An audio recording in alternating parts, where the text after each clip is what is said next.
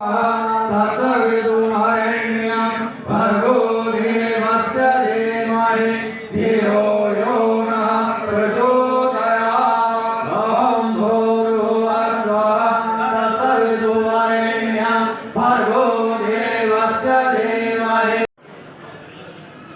वर्ष में 2 बार शारद पूजा नवरात्र के माध्यम से और ग्रीष्म ऋतु में चैत्र में जो आती है तो ग्रीष्म ऋतु के शक्ति के संग्रह के लिए 9 दिन। ये अगर आप केवल एक इष्ट को मानना चाह रहे हैं तो वो है शक्ति भगवती दुर्गा।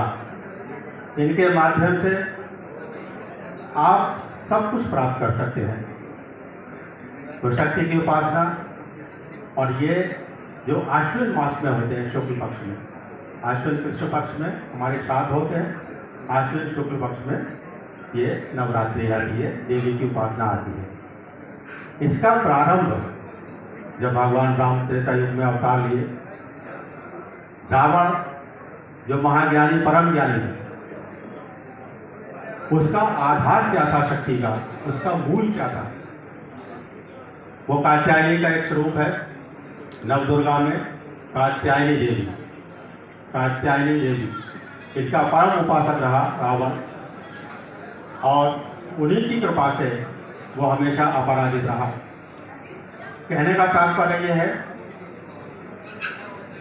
कि अगर हम शक्ति का और हमारे वैदिक धर्म और हिंदुत्व के लिए एक विशेषता बन गया है।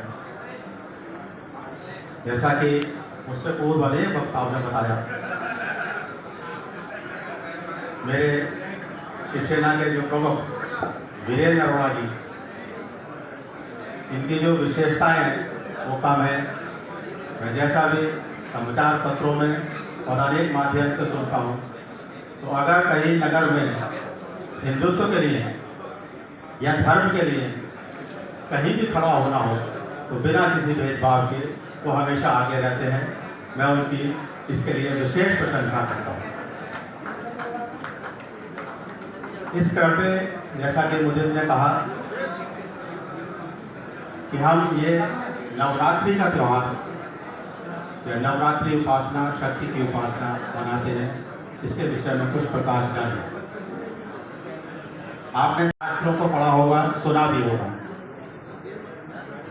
बिना शक्ति के या सामर्थ्य के किसी भी राष्ट्र ने उन्नति नहीं की है। यहाँ तक कि जो हमारे अवतार हुए हैं, भगवान राम, भगवान कृष्ण, उन्होंने भी शक्ति की उपासना की है। और सबसे बड़ा इसका प्रमाण आप देखे देखिए शक्ति की महत्ता क्या है। केवल यही एक उस परमेश्वर का, उस ब्रह्म का स्वरूप है जिसमें तीनों शक्ति। किसी भी देवता या किसी भी ईश्वर या किसी भी माध्यम से आप ईश्वर की उपासना कर रहे हैं, तो जो आपके अंदर प्राथमिक गुण होने चाहिए वो आपको अवश्य संग्रह करने पड़ेंगे। सात्विक गुण, अहिंसा, सत्य और शुचिता, पवित्रता, चाहे वो शरीर की हो, चाहे आत्मा की हो, चाहे मन की पवित्रता हो, बिना उसके कोई भी देवी देवता या ईश्वर प्रसन्न नहीं होंगे। ये इतिहास गवाह है। किसी भी धर्म में आप जाइए, जो भी महान पुरुष हुए, संत हुए, सिद्ध हुए, जितने भी हमारे महान विभूति हुए, सब में ये चारित्रिक गुण अवश्य होंगे। बिना उसके आप शक्ति की उपासना नहीं कर सकते।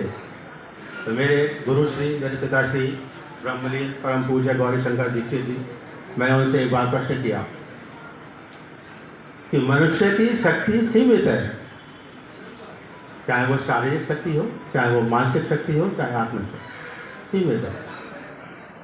शारीरिक शक्ति में आप कितने भी बलवान हो जाए, आप 5 से लड़ सकते हैं, 10 से लड़ सकते हैं, 100 से लड़ सकते हैं। जो मातृ नवमी कराती है, जो हमारी माताएं हैं या उनका अगर किसी वजह से मृत्यु हो गई है, उनकी तिथि ज्ञात नहीं है, जो तिथि माताएं हैं उनका श्राद्ध नवमी तिथि को किया जाता है। तो जितने भी हमारे भगवान के स्वरूप आए, उन्होंने राष्ट्र को महत्व दिया है। तो राष्ट्र रहेगा, आप भी रहेंगे, और कभी आप निर्विघ्न अपने धर्म का पालन कर सकते हैं। अगर राष्ट्र ही कमजोर होगा तो आप अपने धर्म का पालन नहीं कर सकते। तो मैं आज यही कहूँगा कि सब लोग अपनी भक्ति करें और राष्ट्र की सेवा करें और समाज की सेवा के लिए हमेशा तत्पर रहें। जय राम।